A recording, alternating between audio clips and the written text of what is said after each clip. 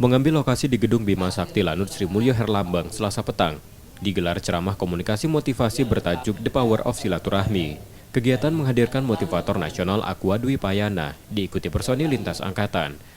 Tak hanya dari TNI Angkatan Udara, tapi juga Angkatan Darat, Laut, serta Polri. Pembicara menekankan pentingnya membangun sinergi antar lembaga lewat silaturahmi dan menjalin komunikasi yang sehat. Apa yang kita laksanakan sekarang ini adalah pembekalan motivasi kepada para prajurit TNI dan juga sebenarnya tadi ada juga prajurit Polri. Dan hasil dari kegiatan ini nantinya adalah untuk kepentingan masyarakat di sekitarnya. Jadi dengan motivasi yang diberikan oleh Dr. Aqua tadi, kita berharap bahwasanya sinergitas dari kita itu juga menguntungkan untuk lingkungan di wilayah Sumatera Selatan. Komunikasi yang baik perlu ditingkatkan khususnya di masa penanggulangan pandemi COVID-19. Sinergitas TNI Polri diperlukan dalam melayani masyarakat. M. Rizky Nurmizan, Kompas TV, Palembang, Sumatera Selatan.